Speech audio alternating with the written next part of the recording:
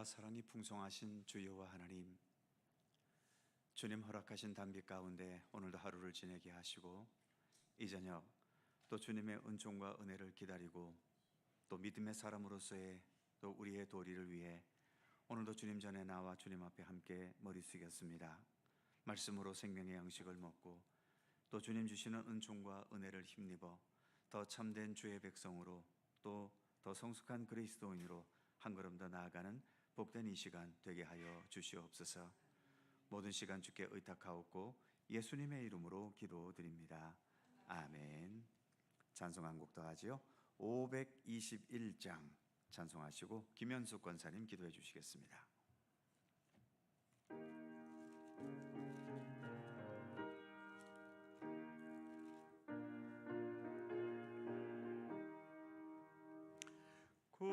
구원으로 인도하는 그 문은 참 좁으며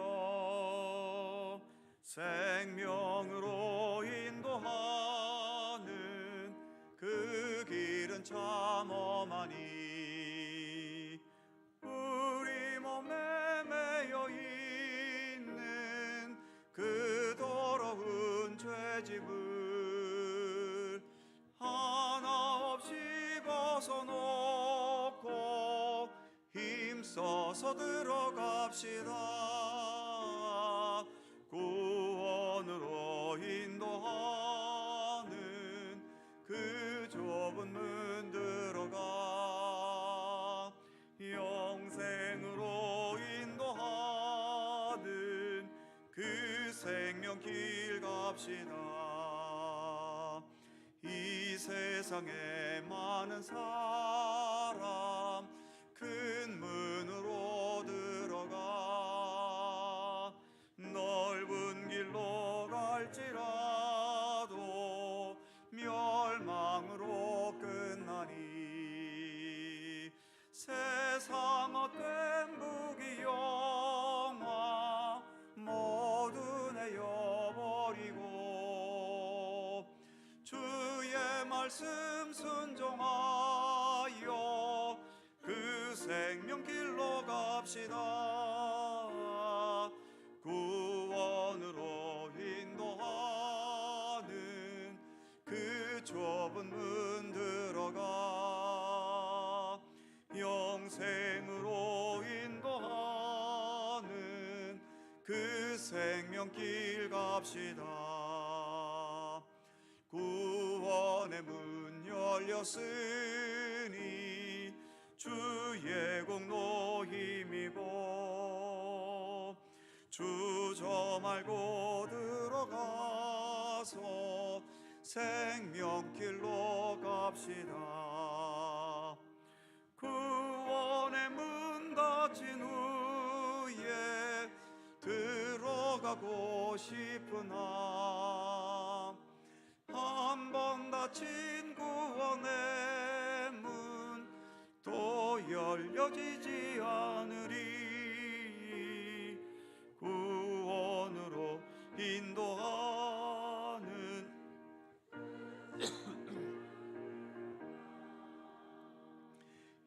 영생으로 인도하는 그 생명길 갑시다.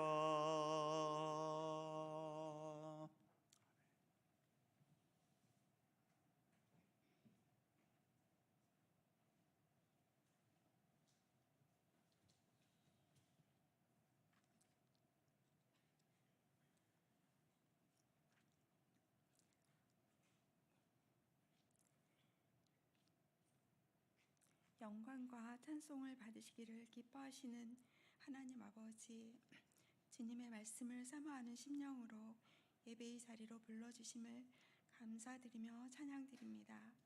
하나님의 말씀을 깨달아 알 수 있는 지혜와 명철을 주시고 주어진 삶의 여정 속에서 주님의 뜻을 분별하여 말씀에 순종하게 하옵소서. 육신의 눈과 귀는 열려 있으나 미련하고 어리석어 보지도 듣지도 못하기도 하고 때로는 들으려고도 또 보려고도 하지 않는 우리의 완고함을 하나님 용서하여 주시고 하나님의 말씀으로 우리의 심령을 충만하게 하사 소금과 빛의 삶을 살게 하옵소서. 주님, 이 나라와 민족을 긍휼히 여겨 주시옵소서. 오직 주님의 공의와 진실하심만이 임하길 간절히 간구합니다. 주님께서 주신 은혜를 기억하며 진리에 서서 우리에게 주신 사명을 감당하는 그런 민족이 되게 하옵소서. 내가 말하였은즉 반드시 이룰 것이요 계획하였은즉 반드시 실행하리라 말씀하신 주님, 아버지의 뜻이 하늘에서와 같이 이 땅에서도 이루어질 것을 믿습니다. 주님, 육신의 질고로 힘들어하는 애통하는 우리 형제들을 하나님 기억하여 주시옵소서. 그 심령 위에 은혜를 내려주시고 치유 하나님께서 붙들어 주시고 회복시켜 주시옵소서. 이 시간 말씀을 전하시는 목사님, 성령께서 함께하여 주시고 진리의 말씀을 바르게 증거하실 수 있도록 도와주시옵소서. 온 마음으로 드리는 드보라 찬양대의 찬양을 주님 기쁘게 받아주시옵소서. 길이요 진리요 생명 되시는 예수님의 이름으로 기도드립니다. 아멘.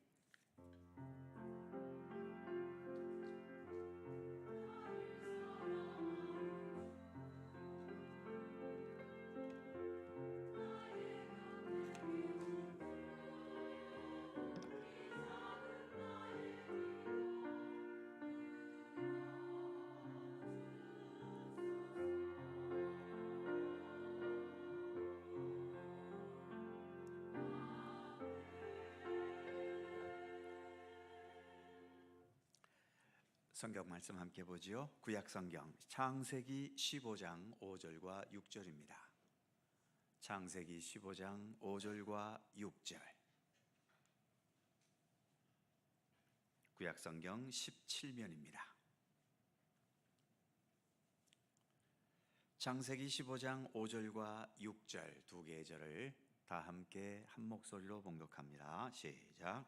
그를 이끌고 밖으로 나가 이르시되 하늘을 우러러 무뼈를 셀 수 있나 보라. 또 그에게 이르시되 내 자손이 이와 같으리라. 아브라함이 여호와를 믿으니 여호와께서 이를 그의 의로 여기시고. 아멘. 오늘도 이 말씀 속에서 주님의 크신 은혜가 함께 하실 것을 믿습니다. 드보라 찬양대 찬양합니다.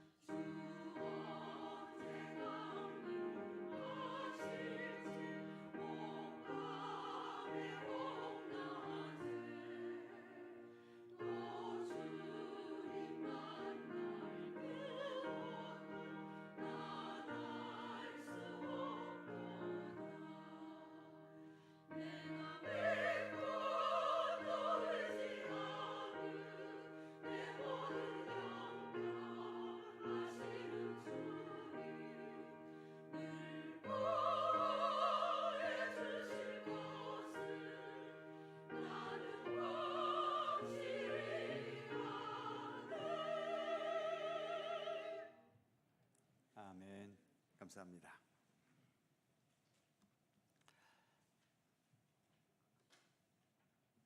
사도신경 네 번째 시간이면서 나는 믿습니다 네 번째 시간입니다. 나는 믿습니다는 지난주로서 끝났어야 되는데 다 끝내지를 못해서 나머지 부분 몇 가지를 더 첨가해서 생각해 보려고 합니다. 지난주 내용을 잠깐 살펴보면 유인물에 기울어져 있는 글씨가 지난주 우리가 생각했던 내용이죠. 나는 믿는다라고 하는 것은 나는 찬양합니다라는 의미도 있다는 것입니다. 믿기 때문에, 그리고 믿는다는 것은 믿는 나보다도 내가 믿을 수 있는 그 믿음의 내용이 월등히 우월해야 되고 또 절대적인 능력이 있어야 되죠. 나하고 수준이 비슷하다면 그건 믿음의 대상이 아닙니다. 뭐 나하고 비슷한 거면 차라리 내가 해버리지 뭐하러 그걸 남들에게 부탁하겠습니까? 그러나 우리가 믿는다는 것은 나보다 월등한 절대적인 능력과 또 진리가 있기 때문에 우리가 그걸 믿는 거잖아요. 그래서 믿습니다라고 하는 이 말 속에는 나는 찬양합니다, 주님을 믿습니다, 그러면 그것은 나는 주님을 찬양합니다라는 의미도 있다는 거지요. 그래서 사도신경에서 나는 전능하신 아버지 하나님 천지의 창조주를 믿습니다, 이것은 다른 말로 나는 전능하신 하나님을 찬양하며 하나님의 창조의 역사를 또한 찬양합니다, 그런 의미가 있는 거죠. 예수 그리스도를 믿고 성령님을 믿는 것도 역시 마찬가지입니다. 반면 큰 두 번째로 넘어가면 나는 믿습니다라고 하는 말 속에는 집단적인 탄식과 호소가 담겨 있다는 거죠. 집단적인 탄식과 호소. 다시 말씀드리면 나는 하나님을 믿는데 과연 이 하나님께서 정말 살아계신지, 하나님이 안 계신 것 같은 상황들을 우리가 역사 속에서 많이 경험했지요. 특별히 누가 경험을 하게 되었냐 하면 박해 시대 속에 살았던 사람들. 목사님 그쪽이 아니고 더 넘겨야 돼요. 거기죠. 박해 시대의 성도들은 예수님을 믿었는데 믿음으로 인해서 내가 복을 받거나 마음의 평안을 얻거나 삶이 좋아지는 것이 아니라 오히려 더 힘든 상황 속에 처해져 버린 겁니다. 세상이 예수를 믿는 사람들을 용납을 하지를 않아요. 그래서 예수 믿으면 감옥에 가고 고문을 당하고 심지어 죽기까지 하는 거지요. 과연 하나님이 계신가? 세상을 악하게 살아도 인간 대접 다 받고 죽을 때까지 편하게 살다 가는 사람도 부지기수인데 우리는 그래도 참되게 살아보겠다고 예수 그리스도를 따르고 하나님을 의지하며 이렇게 믿음의 길을 걷고 있는데 우리를 더 복되게 하시거나 우리를 더 잘되게 하시기는커녕 오히려 믿었다는 이유 때문에 세상에서 손해를 보고 박해를 당하고 조롱을 당하고 멸시를 당하고 심지어 감옥에 붙들려 가서 모진 고문을 당하고 형장의 이슬로 죽기까지 할 때 과연 하나님 살아계시는 것입니까? 그래서 나는 전능하신 아버지 하나님 천지의 창조주를 믿습니다 라는 이 고백 속에는 하나님께서 정말 천지를 창조하셨습니까? 그리고 지금도 창조하신 하나님께서 온 우주 만물을 다스리고 계시는 것이 맞습니까?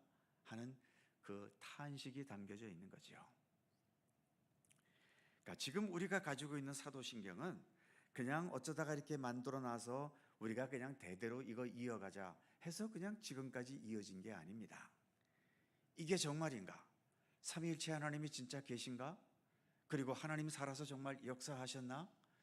그렇지 않았을 것 같은 그 기독교 역사, 예수님 이후로 2000년의 역사를 지내오면서 그 모든 역사의 굴곡과 삶의 위기와 심지어 죽음이라는 절체절명의 그 현실 앞에서도 이것을 끝까지 고백할 수 있었던 믿음의 사람들이 있었던 거죠.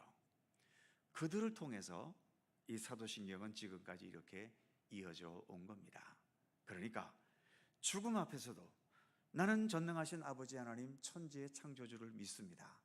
그렇게 할 수 있을 만큼 삼위일체 하나님은 분명한 하나님이시고 어떠한 상황에서도 하나님은 하나님으로서의 그 역할과 역사와 가치와 그 중심성을 전혀 흐트러뜨리지 않으셨다는 거죠. 그래서 이 사도신경이 형성되기까지 수많은 우리의 믿음의 선조들이 하나님이 안 계신 것 같은, 예수님이 안 계신 것 같은, 성령님께서 활동을 중단하신 것 같은 그런 참담하고 힘겨운 세대 속에서도 그것을 신앙의 힘으로 견뎌내면서 그래서 하나님은 살아계셨구나, 하나님은 우리 가운데 변함없이 역사하셨구나, 성령님은 역시 지금도 우리 가운데 함께 하시는구나 하는 것을 굳게 확신하면서 이와 같이 사도신경 같은 신앙 고백이 우리 가운데 전수될 수 있었다는 거죠. 자, 유인물 맨 밑에 가로 2번이죠. 전능하신 하나님 천지의 창조주. 자, 여기에 동그라미 1번에 보시면 하나님, 그런데 지금 무엇을 하고 계십니까? 하나님은 전능하시다고 하는데 이렇게 우리가 위기에 빠져 있고 고통에 빠져 있는데 하나님 뭐 하고 계십니까? 이 위기 속에서 내가 죽을까 또는 어떤 위험을 당할까 두렵고 근심스러운데 과연 여기에서 계속 우리가 전능하신 하나님을 의지하는 게 맞습니까? 아니면 다른 데로 가야 되겠습니까? 세례 요한이 당시에 헤롯 임금의 부도덕성을 지적하다가 감옥에 갇혔지요. 그때에 예수님께서 예수님의 제자들을 그 세례 요한에게 보냈을 때 세례 요한이 예수님께 감옥에서 질문한 것이 있죠. 기억하십니까? 무슨 질문인지? 오실 그이가 당신이십니까? 아니면 우리가 다른 일을 기다려야 하오리까? 그러니까 세례 요한도 감옥에 갇혀 있으면서 내가 하나님의 의를 외치다가 이렇게 감옥에 갇혔는데 온 인류의 구원을 위해서 메시아이신 예수님께서 오셨다는데 이 예수님이 감옥에 갇혀 있는 세례 요한 자신에게 한 번도 찾아오질 않는 겁니다. 면회 한 번도 오시질 않는 거예요. 그래서 세례 요한도 인간인지라 어떻게 예수님이 나를 이렇게 외면하실 수 있나? 그래서 섭섭한 마음에 그의 제자를 통해서 묻게 한 거지요. 오실 그이가 당신입니까? 아니면 우리가 다른 사람을 기다려야 되겠습니까? 그러니까 이것은 우리가 믿음의 길을 걸어가면서도 수시로 부닥치는 문제입니다. 우리도 그럴 때 있잖아요. 어떤 정말 고치기 힘든 중병에 걸렸다든지 너무너무 억울하고 참담한 상황을 겪었다든지 너무 깊은 상처와 아픔을 지금 겪고 있다든지 이럴 때에 입 밖으로까지는 그렇게 못 내밀어도 우리 속에서는 그런 탄식이 있지요. 주님, 뭐 하고 계십니까?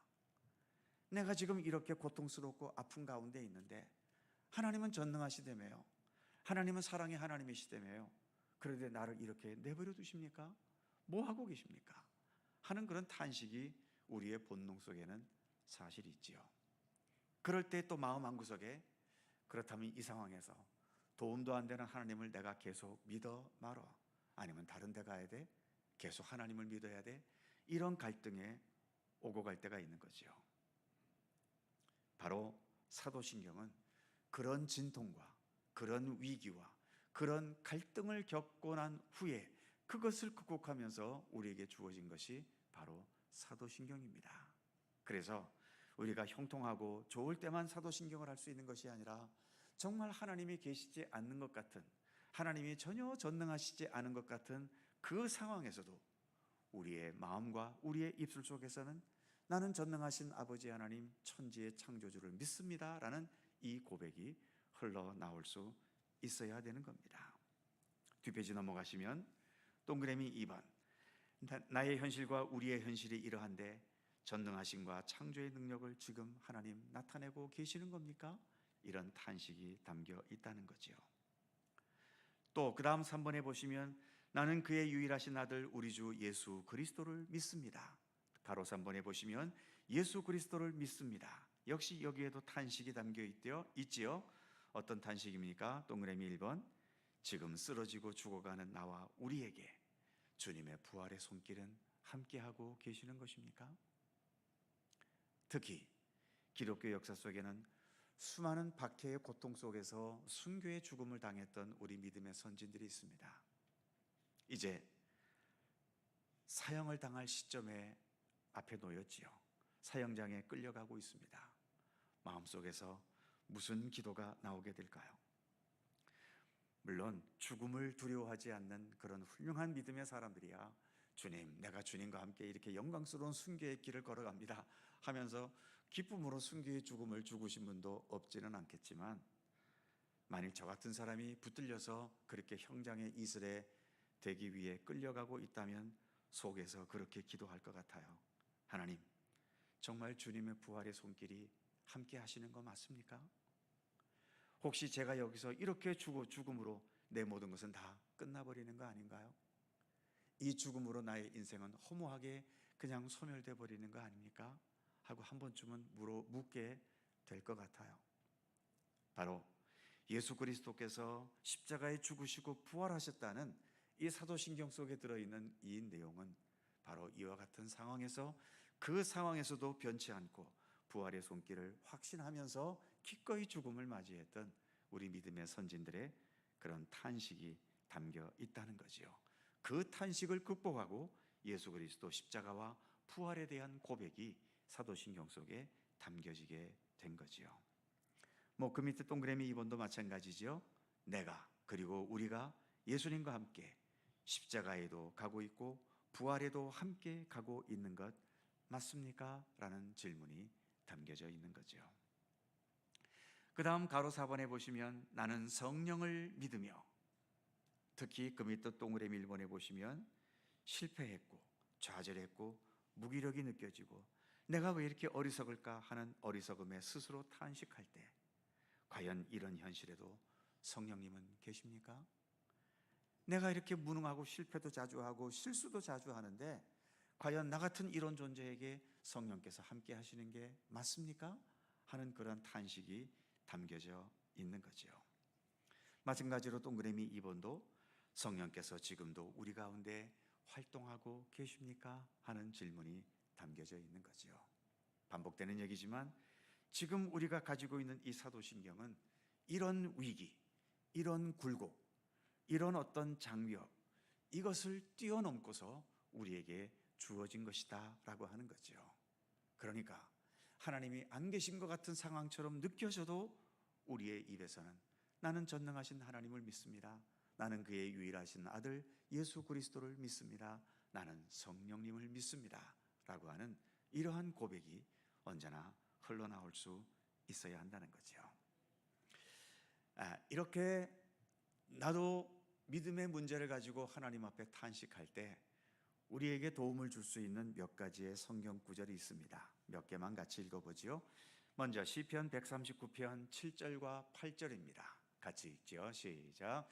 내가 주의 영을 떠나 어디로 가며 주의 앞에서 어디로 피하리이까? 내가 하늘에 올라갈지라도 거기 계시며 수월에 내 자리를 펼지라도 거기 계시니이다. 아멘. 자, 여기 보시면 내가 주의 영을 떠나 어디로 가겠으며 어디로 피하겠습니까? 이 말은 주님을 피해서 어디로 도망 다녀 보지 않은 사람이 할 수 있는 말입니까? 아니면 도망 다녀 본 사람이 할 수 있는 말입니까? 도망 다녀 봤으니까 저 말을 하지요. 주의 영을 떠나보기도 했고 주의 앞에서 피해서 다른 곳에도 가보기도 했어요. 그랬는데 가봐도 주님 외에는 다른 대안이 없다는 것을 깨닫게 된 겁니다. 우리가 잘 아는 탕자의 비유, 아버지가 아니라 돈을 더 원했지요. 아버지의 유산을 더 원했지요. 그래서 나는 더 이상 아버지 밑에 있기 싫고 아버지 유산을 받아서 내 인생을 내가 마음대로 살아보겠다고 하면서 유산을 받아가지고 먼 나라에 가서 허랑방탕하면서 멋대로 살았지요. 그러다가 돈이 다 떨어졌습니다. 알거지가 돼버렸지요. 대안이 있습니까? 그 아들이 망한 것은 참 안 된 일이지만 그 망하면서 깨닫게 된 것이 나에게는 아버지 외에는 다른 대안이 없다는 것을 깨달은 겁니다. 그래서 아버지께로 돌아가자. 내가 더 이상 아버지 밑에서 아들이라고 하기에는 너무 염치 없고 나를 그저 품꾼의 하나로 보소서. 그런 심정을 가지고 아버지 앞으로 돌아오잖아요. 몇 차례 말씀드린 것처럼 예수님께서 산상수훈을 말씀하시면서 가장 첫 번째 하신 말씀, 마태복음 5장 3절 무슨 말씀입니까? 심령이 가난한 자는 복이 있나니. 여기서 가난하다는 것은 여러 가지 의미도 있지만 가장 핵심적인 의미는 하나님 외에 다른 대안이 없는 거예요. 돈이 많으면 탕자의 비유에서처럼 아버지가 아니라 돈이 나에게는 대안이 될 수 있거든요.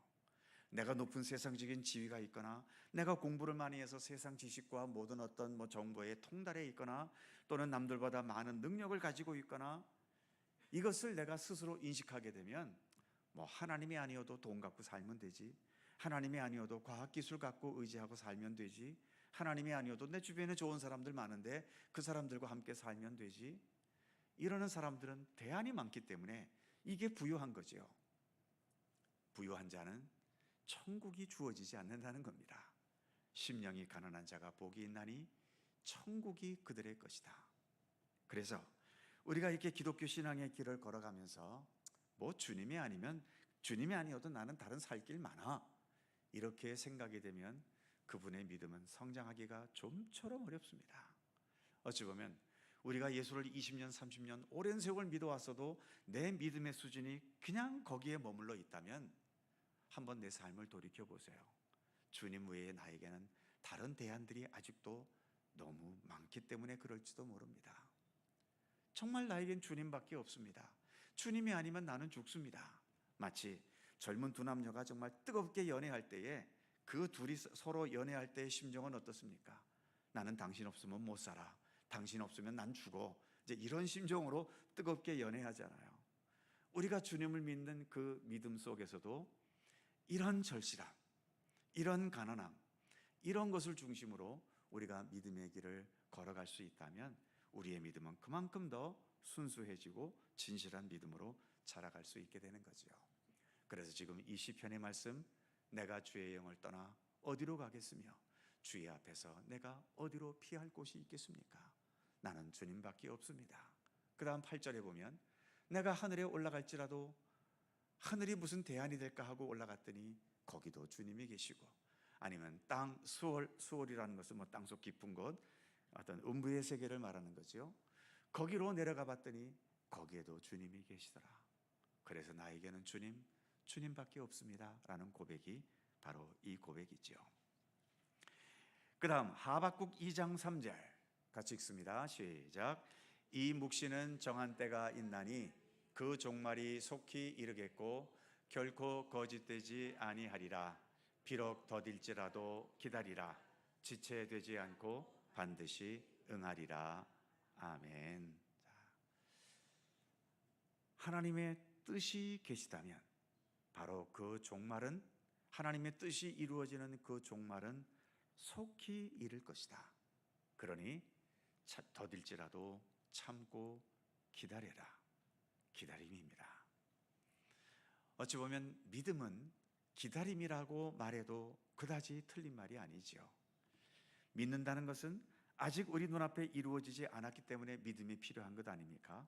지금 내 눈앞에서 이루어졌다면 그거는 성취지 믿음이라고 할 수는 없는 거지요. 믿음은 아직 이루어지지 않았지만 그것이 이루어질 것을 전제로 할 수 있는 게 바로 믿음 아닙니까? 그래서 믿음은 그 믿음의 내용이 이루어지기까지 기다리는 과정이 반드시 필요합니다. 그런데 그 기다림이 우리에게는 굉장히 길게 느껴지지만 베드로후서에서 말씀하셨지요. 주께는 하루가 1000년 같고 1000년이 하루 같을 수도 있는 분입니다. 주님의 관점에서는 속히 이루어지는 거죠. 그러니 우리가 주님의 안목을 받아들이면서 주님의 뜻은 반드시 이루어진다는 그 확신을 가지고 주님의 뜻을 전제로 오늘을 진실하게 살아가는 그런 삶이 필요한 거지요. 비슷한 말씀으로 로마서 8장 25절이 있습니다. 같이 읽죠. 시작. 만일 우리가 보지 못하는 것을 바라면 참음으로 기다릴지니라. 그렇습니다. 참음으로 기다려야 하는 것입니다. 여러분 각자의 나이가 있으시지요. 여러분 나이가 될 수 있기 위해서 뭐가 필요했습니까? 기다렸습니다. 내가 올해 40세라면 40년을 기다렸기 때문에 40세가 된 것이고요. 올해가 70세시라면 70년을 기다렸기 때문에 70세가 된 겁니다. 하루에 한 살씩 먹을 수 있나요? 성질 급해서 뭐 한 시간에 한 살씩 먹을 수 있나요? 뭐 먹으려면 먹겠지만 그건 가짜 나이죠. 진짜 나이는 1년씩 기다리면서 한 살씩 한 살씩 먹어가게 돼 있는 겁니다. 주님의 진리도 정한 때에 또 하나님의 계획과 뜻도 하나님 계획하신 때에 따라서 한 단계 한 단계 이루어져 가는 거지요. 우리는 그때를 묵묵히 믿음으로 기다리는 겁니다. 그 다음 히브리서 10장 24절과 25절입니다. 같이 읽죠. 시작. 서로 돌아보아 사랑과 선행을 격려하며 모이기를 패하는 어떤 사람들의 습관과 같이 하지 말고 오직 권하여 그 날이 가까움을 볼수록 더욱 그리하자. 아멘. 기다림에 있어서 중요한 것은 함께 기다린다는 겁니다. 우리도 많은 것을 기다려보지만 혼자 기다리는 것과 함께 기다리는 것은 차원이 다릅니다. 어딘가 길을 갈 때 버스를 타야 되는데 버스가 안 와요. 나 혼자서 주구장창 심심하게 기다리는 것과 그래도 동행이 한 사람이라도 있어서 그와 함께 기다리는 것과 차원이 같습니까? 차원이 다릅니다. 나 혼자 기다리면 A씨 버스 안 오잖아 하고서 포기해버리든지 아니면 돌아가 버리든지 아니면 그냥 걸어가 버리든지 택시를 타버리든지 그렇게 할 텐데, 그래도 같이 동행해 주는 사람이 있으면 에이 그냥 가버릴까? 그러면 옆에 사람이 뭐라 그럽니까? 좀 더 기다려보자, 곧 오겠지, 안 오기야 하겠어? 그러면서 함께 기다릴 수 있는 거죠. 왜 하나님께서 교회라는 공동체를 두셨겠습니까? 같이 기다리자고 교회를 두신 겁니다. 그러니까 교회는 우리가 어떤 기다림에 지쳤을 때 또는 어떤 기다림에 대한 확신이 없어졌을 때 서로에게 우리가 격려하면서 그래 지금 좀 지쳤구나, 다시 힘을 내자, 그래 지금 좀 지루해졌구나, 인내심이 한계에 도달했나 보구나, 하지만 기다리자, 주님께서 곧 역사하실 거야. 그것을 서로 격려하고 위로하라고 하나님께서 이렇게 교회 공동체를 두신 겁니다. 이게 아니라면 굳이 교회라는 공동체를 두실 필요가 없어요. 그냥 1대1로 하나님과 우리 사이에 1대1로 믿으면 되잖아요. 그러나 교회를 두신 이유는 이처럼 우리가 믿음이 연약해지거나 인내의 한계가 도달했을 때 서로 격려하고 위로하라고 이렇게 교회 공동체를 두신 겁니다. 그래서 어쨌든 교회는 서로가 서로에게 용기가 되고 힘이 되고 위로가 되는 쪽으로 어떻게든 노력하고 힘써야 하는 겁니다. 때로는 서로가 뜻이 맞지 않아서 다투기도 하고 분쟁하기도 하지만 그것은 그 사안에 대해서만 분쟁하는 것이고요. 그것이 끝나면 전체적으로 이렇게 우리가 같이 언제나 하나 되면서 서로를 위하고 격려할 수 있는 그런 사랑의 공동체로 늘 발전해 가야 되는 겁니다. 언젠가도 한번 말씀드린 적이 있는데요. 가끔 야구 중계를 보게 되면은 참 재밌는 것이 둘이 친구인데 하나는 이쪽 팀을 응원하고 하나님은 저쪽 팀을 응원해요. 둘이 같이 앉아 있는데 서로 입은 옷이 달라. 얘는 이쪽 팀을 응원하니까 이쪽 팀의 옷을 입고 있고 얘는 저쪽 팀을 응원하니까 저쪽 팀의 옷을 입고 응원을 하고 있어요. 이쪽 팀이 이기면 당연히 얘는 좋아하고 얘는 실축하고, 또 이쪽 팀이 이기면 얘는 좋아하고 얘는 또 실축해서 또 그렇게 실망해 있죠. 그래도 그 둘은 안 싸우더라고요. 그리고 경기가 끝나면 또 어떻게 할까요? 이겼든 졌든 상관없이 그 둘은 친구기 때문에 어깨동무하면서 집으로 가는 겁니다. 경기가 벌어졌을 때는 이겼다 졌다 때문에 기뻐하고 즐거워하고 서로가 뜻이 맞지 않아도 그 경기가 끝났을 때에는 다 같이 또 어깨동무하면서 돌아가는 겁니다. 교회도 그랬으면 좋겠어요. 서로 어떤 의견에 따라서 차이가 있을 수 있고 그래서 분쟁도 다툼도 있을 수 있습니다. 그러나 나와 뜻이 다르다고 해서 그 사람이 내 원수가 돼야 됩니까? 나와 견해가 틀리다고 해서 그 사람은 나의 적입니까? 또 정치 얘기하면 또 참 짜증나는 얘기지만 우리나라가 이렇게 좌우로 이념의 대립이 참 심한데 정치적인 분야에서는 서로가 이념이 달라서 그것 갖고 논쟁할 수 있어요. 그러나 그것은 거기에서 끝나야죠. 그것이 끝난 후에는 내가 좌파에 속했건 우파에 속했건 같은 대한민국 백성들 아닙니까? 좌파에 속하면 대한민국 백성이 아닌가요? 우파에 속하면 한민족이 아닙니까? 그러기에 그런 정치적인 논쟁이 끝났으면 그 다음에는 또 같이 어울려서 같이 또 위로하고 또 용기를 또 북돋아 줄 수 있고 서로 같이 사랑으로 어울릴 수는 없는 것일까요? 왜 우리는 견해가 다르면 아예 서로의 인간관계마저 끊어질 만큼 그렇게 꼭 극단적으로 나아가야만 하는 것일까요? 그래서 지금 히브리서의 이 말씀, 서로라고 하는 말, 서로 돌아보아라.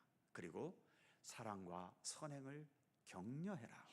그리고 모이기를 패하는 자의 습관과 같이 하지 말고 더욱 그날이 다가올수록 우리는 모이기에 힘써야 한다고 하는, 모인다는 것이 단지 이렇게 모여있기만 한 것이겠습니까?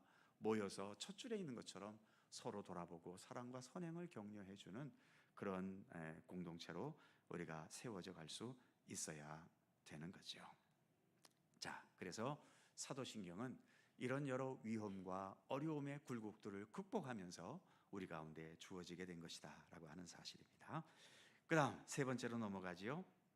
또 사도신경 속에 나는 믿습니다라는 말 속에는 무슨 말도 들어가 있냐 하면 3번에 보시면 나의 연약함을 고백합니다. 왜 연약함에 대한 고백이 담겨 있냐 하면 그 밑에 가로 1번에 보시면 하나님, 예수님, 성령님의 도우심이 아니면 나는 아무것도 아닙니다. 왜 내가 전능하신 하나님을 믿고 예수 그리스도를 믿고 성령님을 믿을까요? 그분이 아니면 나는 아무것도 아니기 때문이지요. 나는 아무것도 아니라고 하는 것은 나는 연약하다는 존재, 부족하다는 존재, 홀로 설 수 없는 존재라고 하는 것을 고백하는 겸손함이 있는 겁니다. 그래서 사도신경을 진실로 깨닫고 고백하면 언제나 겸손할 수밖에 없는 거죠.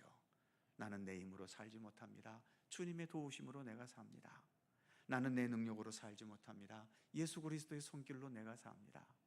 나는 내 판단과 내 지식만으로 못 삽니다. 성령님께서 감화하시고 감동하시고 이끌어 주시는 그 손길 속에 내가 오늘도 살아갈 수 있습니다.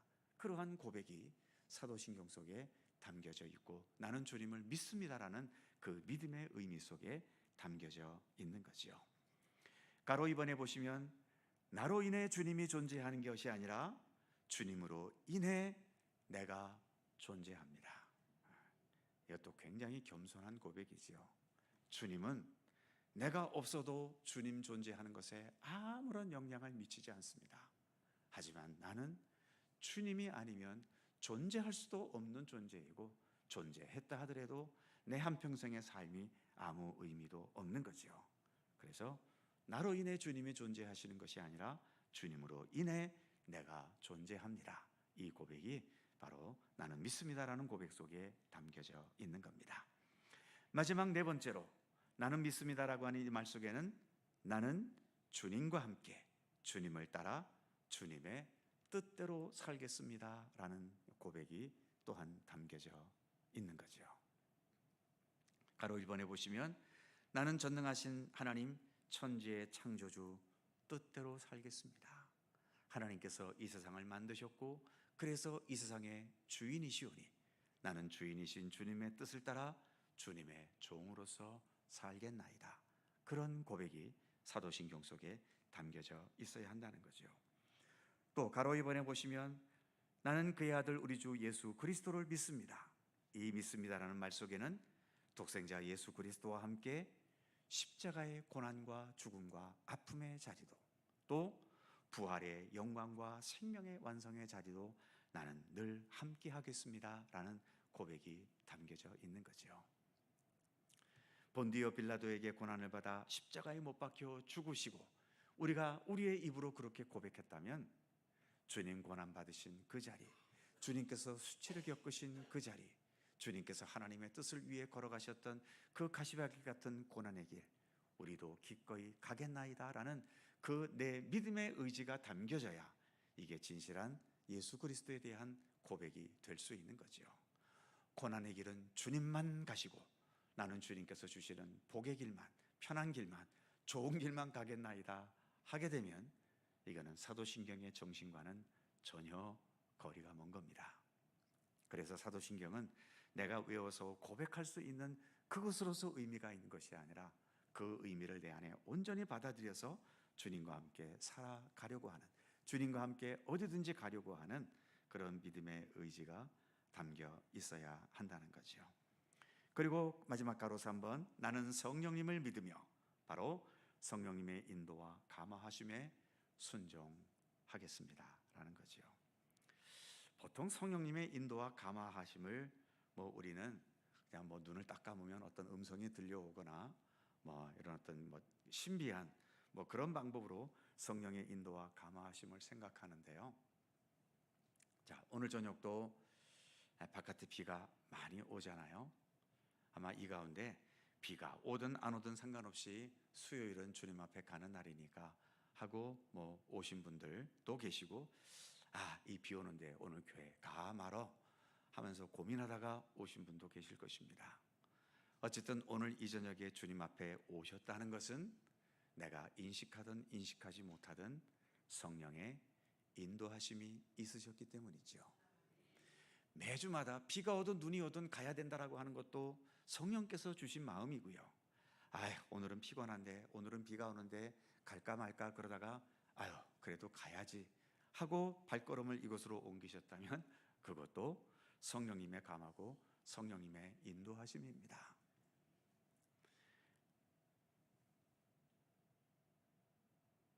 어떤 문제를 가지고 고민할 때에 이렇게 하면은 세상의 뜻이지만 쉽게 해결할 수 있는 길이 있고, 이쪽을 택하면 믿음대로 하는 것이지만 손해도 좀 보고 시간도 더 걸리고 비효율적이야. 믿음이 없다면 이런 상황에서 고민 안 하지요. 옳지 못한 방법이라도 쉽고 편하게 할 수 있는 그쪽 길을 택했을 겁니다. 그러나 지금은 내가 믿음의 길을 가고 있기 때문에 그 상황 속에서 고민하게 되지 않겠습니까? 그냥 믿음의 양심을 잠깐 접고 그냥 편한 쪽으로 갈까? 아니야, 그래도 내가 믿는 사람인데 정직하게 해야지, 바르게 해야지, 손해보더라도 기꺼이 감당해야지. 이 둘 사이에서 고민하다가 그래도 오른쪽을 택했을 때 어떻습니까? 이것이 성령의 감화이고 성령의 인도하심인 겁니다. 어떤 거창한 데서 성령님의 인도하심을 찾지 마시고요, 매 순간순간 평범한 삶 속에서 그래도 어떻게든 주님의 뜻을 따르려 하고 주님 쪽을 택하려 하고 주님의 말씀대로 살아가려고 하는 그 의지로 내가 믿음의 발걸음을 한 걸음이라도 나아갈 수 있을 때 바로 그 상황이 성령께서 감화하시고 인도해 주시는 상황이라는 거죠. 나는 이처럼 우리에게 감동하시는, 순간순간 감화하시고 감동하시는 성령님의 그 역사하심을 거절하지 않고 나는 성령님의 뜻대로 따르겠습니다 라고 하는 고백이 나는 성령을 믿으며라는 이 고백 속에 담겨져 있다는 것입니다. 자, 이렇게 해서 나는 믿습니다 라고 하는 것을 자그마치 4주에 걸쳐서 함께 생각해 보았습니다. 믿는다는 것은 단순하게 생각하면 아주 단순하게 생각할 수 있고, 또 복잡하게 생각한다면 지금 우리가 4주 동안이나 살펴봤던 것처럼 믿음은 이렇게 복잡하게도 설명할 수 있는 거죠. 중요한 것은 믿음은 그 어떤 삶의 방향성입니다. 잘 믿고 못 믿고를 떠나서 일단 우리가 방향을 주님을 향해 정하고 그곳을 향해 나아가고 있다는 것이 굉장히 중요한 거죠. 여러 차례 예를 들어서 말씀을 드렸습니다만, 여기 속초를 하나님의 나라라고 생각해 본다면 어떤 사람은 속초에서 가까운 양양에 있는데 방향은 속초를 향하지 않고 강릉이나 또는 인제를 향해 가고 있는 사람과, 어떤 사람은 속초에서 멀리 떨어진 저 강릉에 있는데 그래도 속초를 바라보면서 속초를 향해 오고 있는 것과 누가 더 문제가 많겠습니까? 거리상으로 보면 강릉에 있는 사람이 멀리 떨어져 있으니까 문제가 많은 사람인 것처럼 보이지요. 그러나 실제 문제는 가까이 있어도 양양에 있는 사람이 더 문제가 많습니다. 왜입니까? 그는 방향이 속초를 향해 있지 않기 때문이지요. 시간이 지나면 지날수록 이 사람은 어떻습니까? 속초에서 멀어져 갑니다. 강릉으로 내려가 버리든 인제로 가버리든 속초와는 점점 멀어지는 거지요. 그러나 지금 강릉에서 좀 이 속초와 멀리 떨어진 강릉에 있지만 그래도 속초를 바라보고 오고 있는 사람은 어떻습니까? 지금은 거리가 멀지만 시간이 지나면 한 걸음 한 걸음씩 속초와 더 가까워지고 결국에는 속초에까지 들어올 것 아닙니까? 그래서 우리가 겉으로 보기에 어우, 저 사람은 믿음이 참 좋아. 그런데 그 삶의 내면을 들어가 보면 하나님을 향해 있지 않는 사람도 있습니다. 반면에 좀 삶이 거칠고 못돼 먹은 것처럼 보이는데도 그래도 어떻게 하든 믿음의 길을 가려고 나름대로 애쓰는 사람도 있습니다. 겉으로 보기에는 그 거친 사람이 더 문제가 많은 것 같지만 오히려 신앙의 차원에서는 그렇게 멀리 떨어져 있는 사람이 오히려 더 가까운 곳일 수 있는 거지요. 오늘 새벽에도 예를 들었던가요? 가룟 유다와 예수님 죽을 때 같이 죽었던 강도. 참 안타까운 이 비교입니다. 가룟 유다는 예수님의 제자가 되겠다고 하면서 예수님을 향해 방향을 정했지 않습니까? 3년 동안 예수님을 향해 방향을 정하고 왔어요. 마지막 예수님 돌아가셔야 될 그 상황 속에서 이 가룟 유다는 예수님보다도 돈으로 방향을 뒤틀어 버린 것 아닙니까? 자기 생각 때문에 예수님에게서 방향을 돌려버린 거죠. 그래서 가룟 유다는 결국은 스스로 목매 죽는 비극의 길을 걸어가게 됐고요. 강도는 평생 강도짓을 하다가 세상 법으로도 더 이상 이놈은 살려두면 안 되겠다 해서 그 사형 판결을 받은 강도 아닙니까? 같이 십자가에 매달려서 죽어가는 그 상황에서 그때 예수님을 처음 바라본 거잖아요. 그 바라본 방향을 놓치질 않았던 겁니다. 그럴 때 예수님이 뭐라고 하십니까? 네가 오늘 나와 함께 낙원에 이르게 될 것이라고 말씀하시잖아요. 그래서 믿음은 방향성입니다. 비록 내가 주님으로부터 거리가 멀어져 있고 좀 벗어나 있다 하더라도 주님, 그래도 나는 주님을 향하기 원합니다. 주님을 믿기 원합니다. 주님을 향해 나아갈 수 있기 원합니다. 그런 믿음의 의지로 어떻게 하든 주님을 향하려고 나아가고 있다면 비록 거리상으로는 멀어져 있어도 우리는 희망이 있는 겁니다. 믿음의 길을 가고 있는 겁니다. 하지만 뭐 착하게 살고 위대하게 살고 훌륭하게 살아도 어느 순간 예수 그리스도께 실망을 느끼고 이건 아닌 것 같아 하고 방향을 돌이켜버리면 이것은 믿음의 길에서 이미 벗어나 있는 거죠. 그래서 믿음은 방향성입니다. 내가 지금도 오늘 주님 향하고 있는가? 주님을 바라보고 있는가? 주님의 뜻대로 살아가려는 그 의지가 나에게 있는가? 그 의지를 가지고 오늘도 주님을 향한 믿음의 길을 변함없이 걸어가는 우리 모두가 되기를 간절히 소망합니다. 기도하겠습니다. 오늘의 말씀을 생각하면서 우리 각자의 믿음을 위해 간구하실 수 있기를 바랍니다. 하나님, 나에게 언제나 주님을 향할 수 있는 믿음을 주십시오.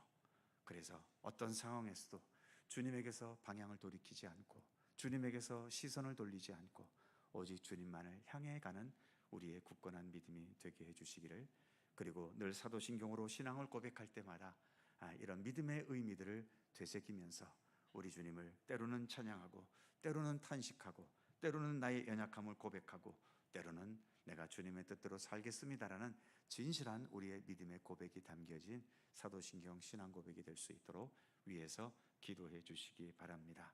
나라와 민족을 위해서 기도해 주시고 특별히 여러 어려움과 고통 가운데 있는 우리의 성도들을 위해 기도해 주시기 바랍니다. 특별히 우리 수요 기도에 오시는 우리 이기리 청년 자매님이 있지요. 지난 월요일에 위암 수술을 받았습니다. 잘 회복되고 있는지 잘 모르겠습니다만 아직 젊은데 벌써 이렇게 암이 와서 많은 어려움 속에 있습니다.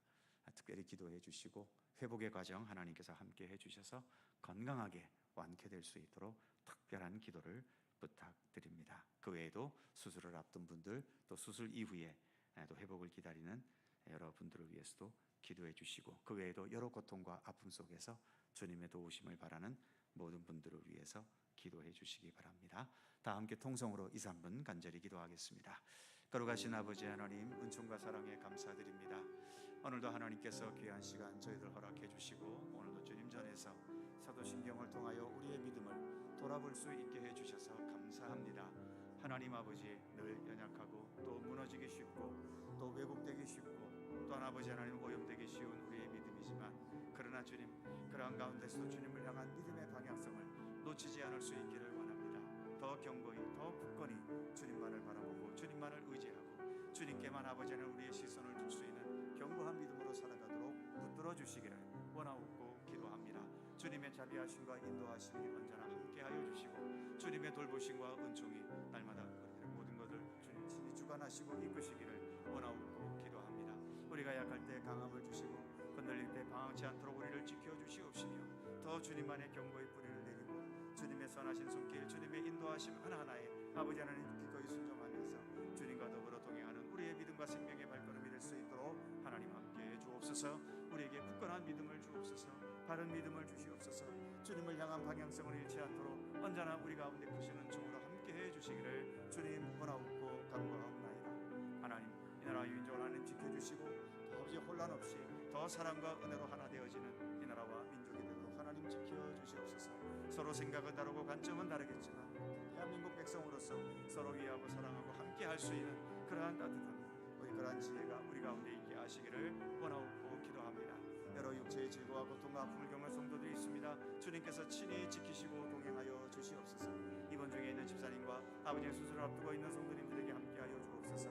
그리고 수술 후에 회복을 기다리는 우리 이기는 자매에 함께하여 주시고 어린 나이의 아버지 하나님의 이렇게 고생하지 않도록 하나님께서 그의 앞에 함께하시고 주님의 치유와 회복과 끊게 하시는 은총으로 언제나 돌보시고 지켜주시기를 원하옵고 기도합니다. 주의 자비와 은혜로 하나님 지켜주시고 온전케 하시고 경고케 하시기를 원하옵고 기도합니다. 주님 도우시옵소서. 주님의 치유와 회복의 손길이 함께하여 주시옵소서. 주님의 돌보심의 손길로 지켜주시옵소서. 아버지 하나님 그래서 말씀 강건함을 힘없고 또 아버지 기쁨으로 주님을 섬기며 나아갈 수 있도록 도우시기를 원하옵고 기도합니다. 오늘도 여러 고통과 아픔 속에서 주님의 도우심과 돌보심을 바라는 성도들의 간절한 기도를 하나님 기억하여 주시고 주 안에서 아버지 하나님 감사와 찬양으로 살아갈 수 있도록 우리의 모든 삶을 주님 주관해 주시고 이끌어 주시옵소서. 오늘도 함께 하시는 주님의 은총에 감사드립니다. 주여 인도해 주시옵소서.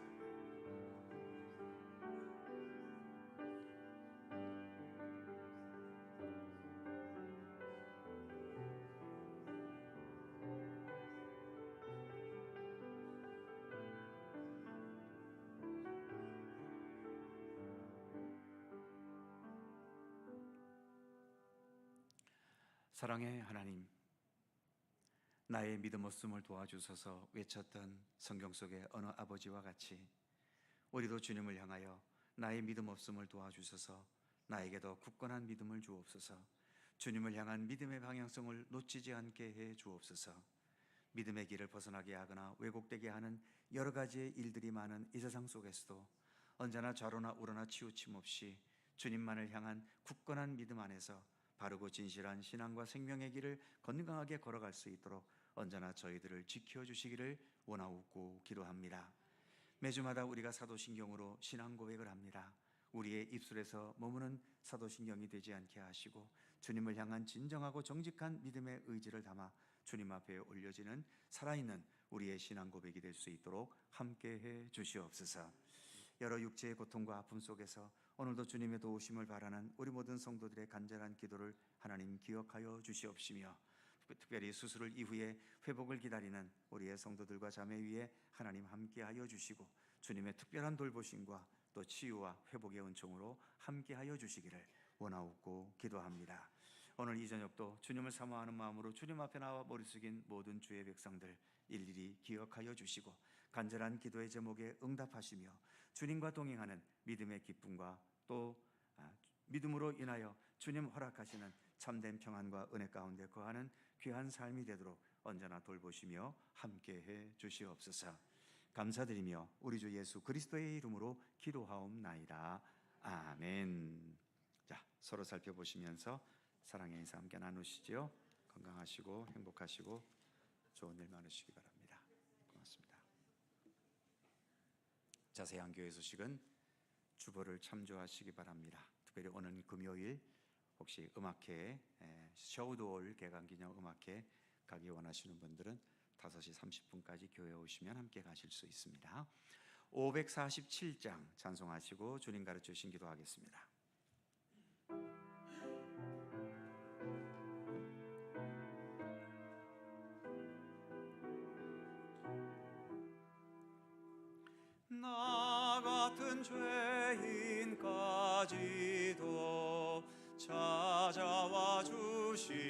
주 간곡한 음성 못 잊어 마음은 엽니다. 피 흘려 주신 그 사랑 감당치 못하여 상하신 주님 그 얼굴 우러러봅니다. 목마른 사슴 갈아여 시냇물 찾듯이 메마른 영혼 말씀을 갈급해합니다. 진리의 성령 오셔서 인도해 주시고 샘같이 솟는 그 말씀 넘치게 주소서. 질그릇 같은 이 몸도 깨끗게 하시고 죽으나 사나 주 위에 일하게 하소서. 영광의 주님 오실 때 부끄럼 많으나 흰 예복 입고 주님을 배웠게 하소서.